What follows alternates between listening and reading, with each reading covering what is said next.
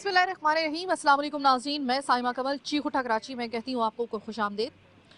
जनाब, आज बड़ा एक सेंसिटिव मामला उठाने जा रहे हैं हम एक मरतबा फिर। आप जानते हैं कि चीख उठा कराची में वो तमाम तर मामलात या तो वो टैबू होते हैं हमारे मुआशरे के, या फिर बहुत ही कोई डार्क साइड होता है हमारा मुआशरे का, जहाँ पर कोई हाथ नहीं रखता वहाँ पर हम अपना प्रोग्राम मुरतब करते हैं। ये इस वक्त अगर कराची की सिर्फ बात करें ना, तो जो रोजनामचा होता है पुलिस के, जितने भी इस वक्त स्टेशन को आप देख लें, और हद तो ये है कि सिर्फ और सिर्फ ये पुलिस के रोजनामचों में नहीं, जिसकी रिपोर्ट दर्ज हो गई वो तो रोजनामचों में आ गया।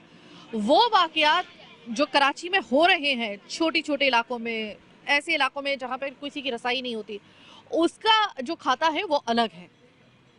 और यहाँ पर हम लोग ये बता दें, हमारा मुआशरा इतना फ्रस्ट्रेटेड हो चुका है, इतना फ्रस्ट्रेशन का शिकार हो चुका है, इतना हम लोग सब इतने फ्रस्ट्रेटेड पत्नी क्यों हो गए हैं, हम इंसान से हैवान पत्नी क्यों बन गए। एक ज़माना था कि जब सिर्फ लड़कियों के साथ ज़्यादती होती थी और कोई सोच भी नहीं सकता था कि छोटी कम उम्र बच्चियों के साथ भी ज़्यादती हो सकती है। फिर एक वक्त आया कि हमने इतनी छोटी छोटी मासूम बच्चियों को भी मसलते हुए भी देखा है लोगों को। उनको हमने ज़ैनब का वाक़या कैसे भूल सकते हैं, हम उस ज़ैनब का, उस बच्ची का वाक़या कैसे भूल सकते हैं। फिर पता चला कि कुछ इलाकों से, ख़ास तौर पे ये जो स्लम्स एरियाज़ होते हैं, वहाँ से कुछ हमें पता चला कि आहिस्ता आहिस्ता लड़कों के साथ ज़्यादती होना शुरू हो गई। अब ये बड़ी क़यामत की निशानी थी। और लेकिन वही कि हमारा मुआशरा सुनता है, एक कान से सुनता है, थोड़ा सा अफसोस करता है, दूसरे कान से निकाल देता है। ये हमारे मुआशरे का वतीरा। कानून क्यों नहीं मदद कर रहा है, कानून इस हवाले से क्या कहता है, पुलिस हमेशा इस हवाले से अपना कोई खास किरदार अदा करने में नाकाम क्यों रहती है, ये जानेंगे हम आज के प्रोग्राम चीख उठा कराची में। सबसे पहले मैं मुलाकात आपकी करवा रही हूँ एक ऐसे घर में, मैं आपको लेकर जा रही हूँ जहाँ के 18 साल एक मेंटली रिटार्टेड लड़के, एक ऐसी फैक्ट्री जहाँ पर वो अपने बाप के साथ गया, उसके साथ एक से ज़ायद लोगों ने ज्यादती की। ज्यादती का इल्म जब एक रात के बाद उनके घर वालों को होता है, उसकी माँ को होता है, उसके भाइयों को होता है, तो ऐसे में एक मेंटली रिटार्टेड बच्चे को संभालना कितना मुश्किल होता है, जिसकी उम्र सिर्फ 18 साल है। 18 और 19 साल के दरमियान में उसकी उम्र है, लेकिन उसकी मेंटली कंडीशन को शायद उसका फ़ायदा उठाया गया। उस ख़ानदान को इस वक्त कितनी मुश्किलात का सामना है इंसाफ हासिल करने में, और किस तरीके से एक गरीब घराना, अगर उसमें किसी बच्चे के साथ ऐसा वाक़या हो जाए तो वो किस तरीके से इस माशरे में सफ़र करता है, वो सबसे पहले मैं आपको दिखाना ज़रूरी है। सबसे पहले मैं आपको ताज़ीम के घर लेके जाऊंगी, उसके बाद हम पुलिस से रब्ता करेंगे, और आखिर में कानून क्या कहता है। वसीम रज़ा नफ़ी हमारे साथ मौजूद होंगे, मेरे साथ रहिएगा। अस्सलाम वालेकुम, मेरा नाम अज़ीम कुरैशी है। सेक्टर 5M नॉर्थ कराची का रिहायशी हूँ। मेरा छोटा भाई ताज़ीम, जो कि एक लूम में काम किया करता था, वहाँ पर जो मुलजिम बिलाल और असलम और दीगर मुलजिमान ने उस पर झूठा इल्ज़ाम लगा करके तशद्दुद का निशाना बनाया और उसके साथ ज़्यादती की, जिसकी मैंने FIR कराई और कानूनी कार्रवाई की। कानूनी कार्रवाई करने के बावजूद वो मुलजिमान गिरफ्तार नहीं हुए। 20 दिन से ज़्यादा इस बात को हो गया है। जनाब, मैं इस वक्त ताज़ीम के घर पे आ चुकी हूँ। ताज़ीम से बात करने से पहले एक चीज़ आपको बताना बड़ा ज़रूरी है। ताज़ीम के साथ एक तो ये एक ज़्यादती हुई सो हुई, ताज़ीम के साथ ये भी मसला है क्योंकि ताज़ीम एक ऐसा बच्चा है 18 साल का जिसका 20% ब्रेन डेवलप नहीं है। यानी आप इसे जुज़वी, आप इसको रिटार्टेड आप कह सकते हैं, मेंटली रिटार्टेड आप कह सकते हैं, और शायद इसी चीज़ का फ़ायदा उठाया गया। इस वक्त ताज़ीम मेरे साथ मौजूद हैं, बात करते हैं ताज़ीम से। लेकिन ताज़ीम से बात करने से पहले एक और चीज़, मेरे हाथ में इस वक्त मेडिकल रिपोर्ट है ताज़ीम की, जिसमें बड़े वाशगाफ अल्फाज में इसके साथ होने वाली ज़्यादती को कन्फर्म किया गया है। क्या हुआ था उस दिन? कोई ऐसी बात, तुम तो रोज़ाना वहाँ पे जाते थे फैक्ट्री में अपने अब्बू के साथ काम करने के लिए, क्या हुआ था उस दिन? मैं लेटा हुआ था, उन्होंने बुलाया मुझे, जिसका नाम बिलाल है। बोले मेरी कमीज चोरी हो गई, तूने ली है। मैंने बोला भाई मैंने नहीं ली। उसने चोरी का अंजाम लगा के मुझे बांध के मारा, चमाटों से, लकड़ी से बांध के रखा। 12 बजे से लेके 4 बजे तक, 5 बजे तक, 5:30 बजे मारते रहे। मारने के बाद 5:30 बजे छोड़ दिया। धमकी दी थी कि अगर किसी को बोला तो जान से मार देंगे। मैं चाहूँगी कि इसी केस के मुद्दई इनके बड़े भाई हैं मोहम्मद अजीम साहब, मैं उनसे बात करना चाहूँगी क्योंकि वो सही तरीके से बताएंगे कि ये वाक़या एक्चुअली हुआ क्या था। मैंने जो ताज़ीम से बात की है वो सिर्फ मैंने ये आपको दिखाना था कि किस तरीके से एक जुल्म व बर्बरियत की एक और मिसाल हमारे सामने आती है कि जब पता भी है कि इस किस्म की जहनी हालत का एक एम्प्लॉय आपके पास है। पहली बात तो ये कि जब अगर वो जा रहा है तो उसका देखना चाहिए कि आप किस शख्स को जो है वो भर्ती कर रहे हैं अपने पास, आया उसकी कंडीशन ऐसी है या नहीं है। अगर आपने कर भी लिया है तो ठीक है, सही है। बात वहाँ से ख़राब होती है जब आप इसके ऊपर एक ऐसे इल्ज़ाम को जिसको एक बहुत ही मामूली, जिसके ऊपर तशद्दुद करना तो बहुत दूर की बात, इसके ऊपर एक सवाल से ज़्यादा दूसरा सवाल बनता नहीं है। आप ताज़ीम के बड़े भाई अजीम हैं। जब ये वाक़या हुआ आप शुरू से लेकर अब तक इस पूरे केस को आप ही देख रहे हैं, क्योंकि ज़ाहिर है कि उसकी कंडीशन ऐसी नहीं है कि वो खुद ये अपना केस देख सके, या आपके वाले साहब इसका हालत में नहीं है। मुझे बताइए ये हुआ क्या था? ये कंपनी के अंदर, ये फैक्ट्री के अंदर 6 नंबर कब्रिस्तान के बराबर में 53 प्लॉट नंबर 53 में कंपनी में काम करता था वाली साहब के साथ ना। तो एक दिन वालिद साहब यहाँ वलीमे के प्रोग्राम के अंदर मेरे साथ चले गए। हम मॉडर्न पेरिस ये अपना सकेसन में शिरकत में थे। तो वालिद अपनी जगह पे इसको छोड़कर चले गए वहाँ पर कि भाई आप मेरी जगह काम कर लीजिएगा। अब ये रात को तकरीबन 12-1 बजे वो कुछ लोग हैं वहाँ पर 5-6, एक बिलाल नाम का कोई है और एक असलम, ये 4-5 बंदे हैं। इन्होंने इसको लेटा हुआ था वहाँ पर, उसको उठाया, बोलने लगे मेरी कमीज़ यहाँ टकी हुई थी, उसके अंदर मोबाइल थे, 10,000 रुपये थे और जो है अपना क्या गाड़ी के पेपर थे, तुम एक काम करो गाड़ी के पेपर दे दो और मोबाइल दे दो और जो है 10,000 रुपये रख लो। उसने कहा भाई मेरे पास तो कोई कमीज़ नहीं है। उन्होंने फिर इसको हाथ पैर बांध के ज़बरदस्त तशद्दुद करते रहे, तकरीबन सुबह 4 बजे तक के तशद्दुद वहाँ करते रहे। फिर उसके साथ साथ उन्होंने बदफेली का अंसर भी इसके नुमाया कर दिया। फिर उसके बाद जो है इससे भी बस नहीं हुआ तो फिर खूब फिर बदफेली के बाद भी इसको मारते रहे। मारने के बाद कहा कि अगर किसी को बाहर जाके बताया है ना तो जान से मार देंगे, आप जानते नहीं हमारे कितने असर रसूख हैं। देखिए मेरे यहाँ पर आपसे 2 सवाल हैं। एक तो ये कि क्या वाकई ही में इसकी उम्र 18 साल है? तो वैसे तो इसके ऊपर लिखा हुआ है 18 साल, मेडिकल रिपोर्ट पे भी लिखा हुआ है। लेकिन या तो ये हो सकता है कि कुछ बच्चे आपने देखा होगा आजकल वो अपनी उम्र से ज़्यादा बड़े लग रहे होते हैं, तो शायद ये इसी तरीके से वो भी ज़रा थोड़ा सा बड़ा लग रहा है। लेकिन बहरहाल इसकी हर जगह जो है वो उम्र 18 साल ही दर्ज है और मेडिकल रिपोर्ट में भी उसकी उम्र 18 साल ही दर्ज है। मुझे ये बताइएगा अजीम भाई कि एक ऐसा सेंसिटिव ये मामला है कि इसके ऊपर अल्फाज का इस्तेमाल करते हुए भी मुझे सोचना पड़ रहा है। मुझे ये बताइएगा कि इसके ऊपर तशद्दुद हुआ, वो तो हम देख सकते हैं, आप भी देख सकते हैं, उसके जिस्म पे निशान होंगे, ये तो पता चल जाता है। अब जो इसके साथ बदफेली की गई तो इस बच्चे को उन्होंने डराया था कि अगर तुमने किसी को बताया तो गोली मार देंगे, जान से मार देंगे। उसकी जहनी हालत का इन्होंने भरपूर फ़ायदा उठाया। आप तक ये बात किस तरीके से कंफर्म हुई है और आपको शक कैसे हुआ? ये ऐसे कंफर्म हुई है, घर आ गया, जैसे तैसे घर पहुंच गया, घर आकर खामोशी से सो गया। जब वालदा ने इसको उठाया, जैसे नाश्ता वगैरह खाने वगैरह के लिए इसको उठाया तो ये उठ नहीं रहा था, इतना शदीद ये तकलीफ़ में था। फिर वालदा ने इसके ऊपर से ये चादर वगैरह हटाई तो इसकी जो शलवार है पूरी खून में सनी हुई थी। वो शलवार मेरे पास रखी हुई है, हमने उसको बांध के रखा हुआ है शलवार को। तो फिर वालदा ने सब भाइयों को हमको कहा कि भाई ऐसे ऐसे देखो क्या मसला है। हमने ताज़ीम से भी बात कर ली और ताज़ीम के बड़े भाई अजीम से भी बात कर ली। आपने देखा कि वो क़यामत का पल इन लोगों के लिए कैसा होगा। आप और मैं सुन के हम लोगों के पाँव के नीचे ज़मीन निकल गई, रोंगटे खड़े हो गए कि खुदा ना खास्ता हमारे किसी प्यारे के साथ कभी ऐसा हो, हमारे किसी घर के बच्चे के साथ ऐसा हो। तो सोचिए कि जिस माँ ने ये देखा होगा अपने बेटे की हालत और जिस भाई ने देखा होगा उसके ऊपर क्या गुजरी होगी। इनके कज़न भी मेरे साथ मौजूद हैं। तो भाई मुझे बताएं कि एक बहुत बड़ा जुल्म हुआ है इस आपके कज़न के साथ भी और पूरी फैमिली के साथ, और इस वक्त अफसोसनाक बात यह है कि कोई सुनवाई नहीं हो रही। ऐसे में आप लोग कहाँ इनके साथ किस तरीके से दे रहे हैं आप? मैडम हम तो इनके साथ प्रॉपर साथ दे रहे हैं। हम थाने भी गए बहुत दफ़ा, पुलिस के पास भी गए, बाकी 1-2 जगह और गए, लेकिन हमारी कोई सुनवाई नहीं हो रही। पुलिस बोलती है हम पकड़ेंगे, लेकिन कोई पकड़ता नहीं है। बस ऐसा लगता है पुलिस वाले सब मिले हुए हैं। और हमारे कज़न के साथ बहुत तशद्दुद हुआ है और बेचारा बहुत ज़्यादती के अंदर है और बहुत तकलीफ़ के अंदर है। उसकी वालदा खुद रो रही हैं, खुद बोल रही हैं हमारा को इंसाफ दिलाए, लेकिन कोई इंसाफ के अपील नहीं है। कभी इसके साथ इससे पहले कोई ऐसा वाक़या हुआ था? नहीं, इसके साथ पहले कभी ऐसा नहीं हुआ, ये फर्स्ट टाइम ही ऐसा हुआ। बेचारा खुद डरा, उसको धमकियाँ भी दी कि हम तुम्हें मार देंगे जान से।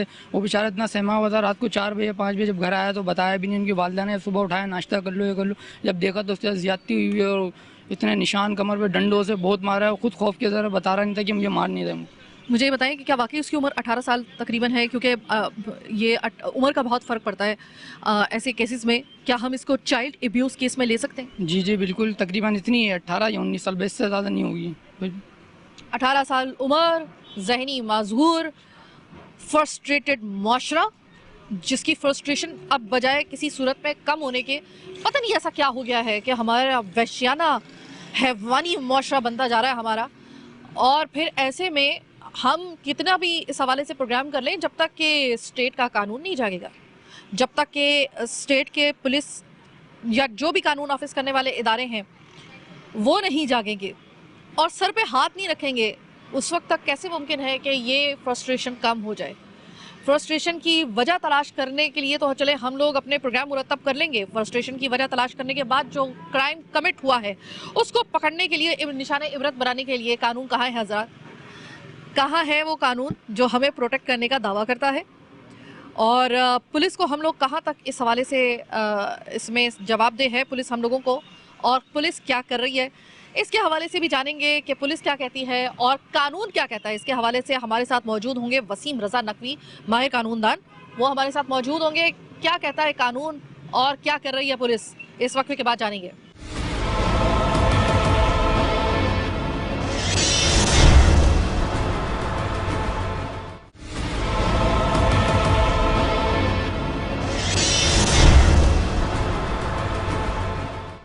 तो जनाब, कानून इस हवाले से, इस सेंसिटिव इस इशू के हवाले से, इस क्राइम के हवाले से क्या कहता है?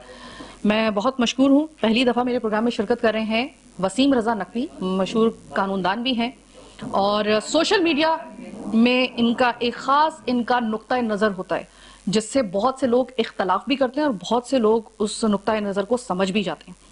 और आप इन्हें कह सकते हैं कि ऐसे केसेस में ख़ास तौर पे वसीम रज़ा नकवी की एक बहुत अच्छी मालूमात भी है और वो आज हम आपसे शेयर भी कर रहे हैं। सबसे पहले तो खुशामदेद वसीम रज़ा नकवी साहब।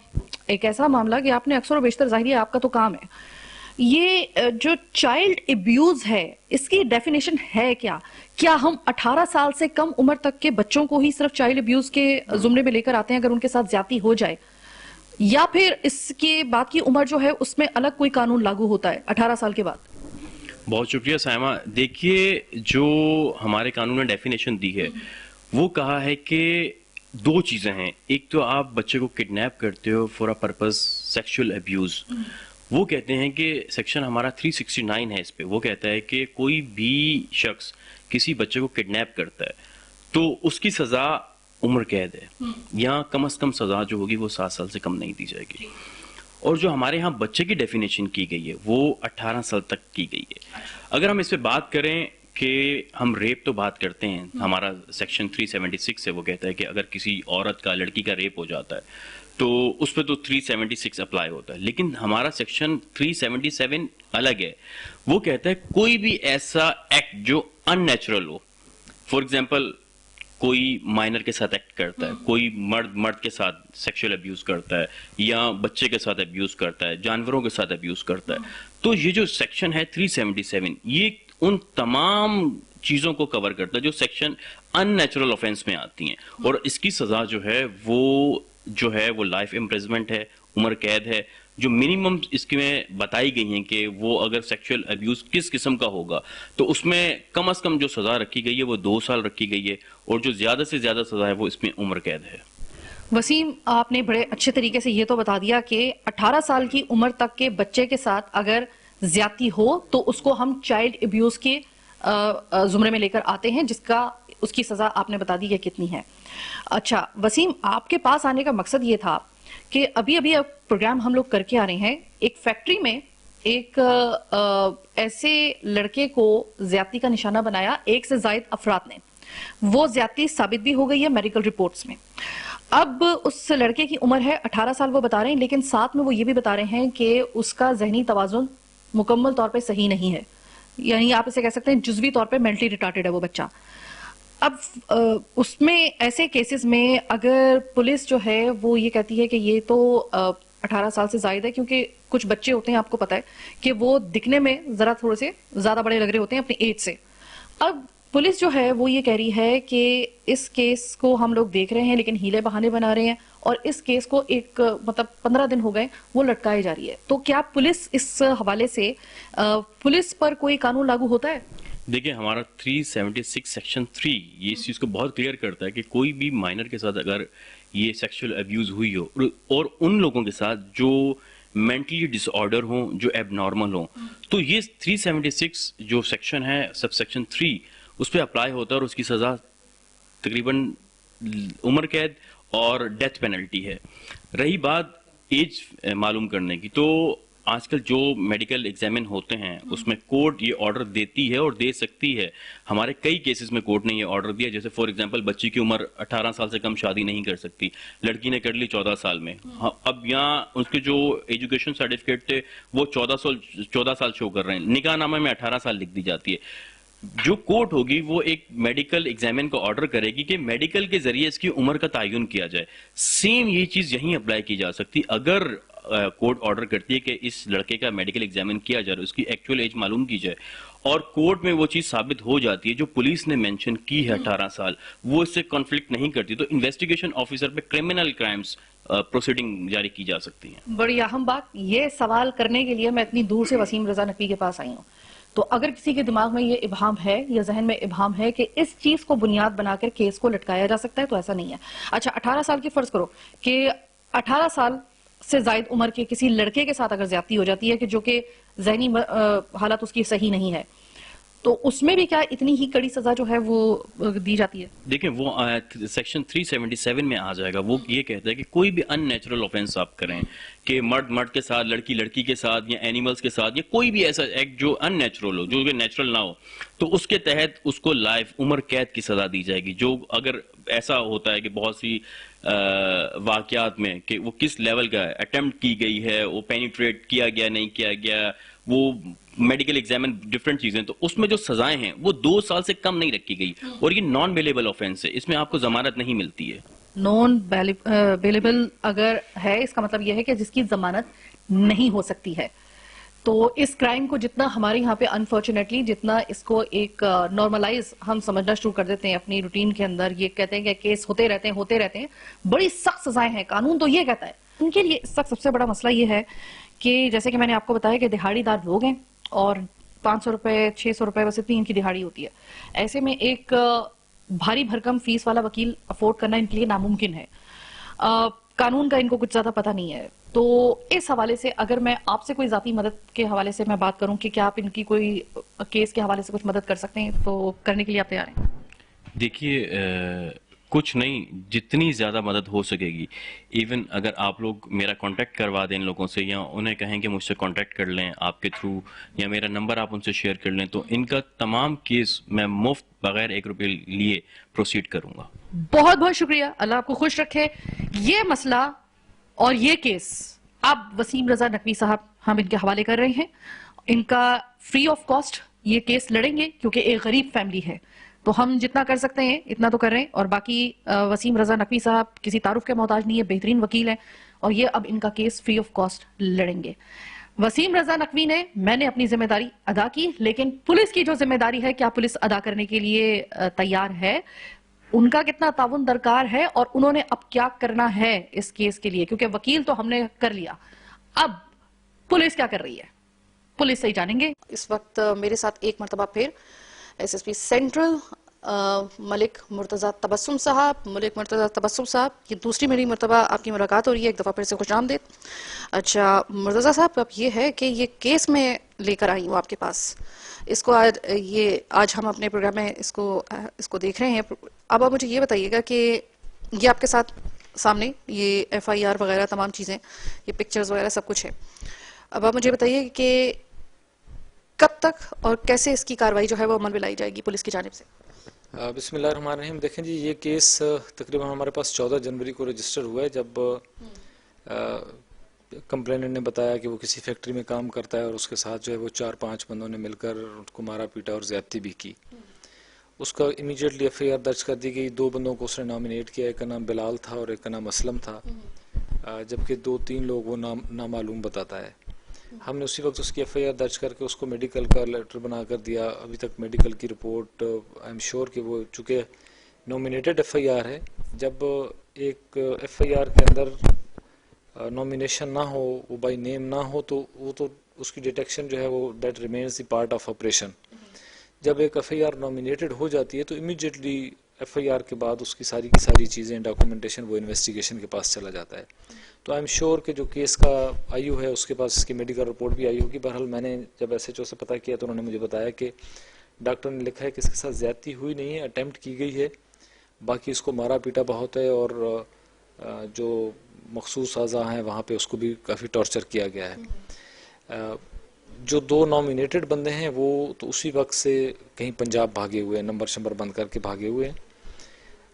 इसके अलावा जो नामालूम अफराद में तकरीबन कोई 2 से 3 लोग हमने पकड़े थे, जो हमने इन्वेस्टिगेशन के हवाले किए थे, उन्होंने इंटरोगेशन के बाद उनको छोड़ दिया कि ये लोग इसमें इन्वॉल्व नहीं हैं।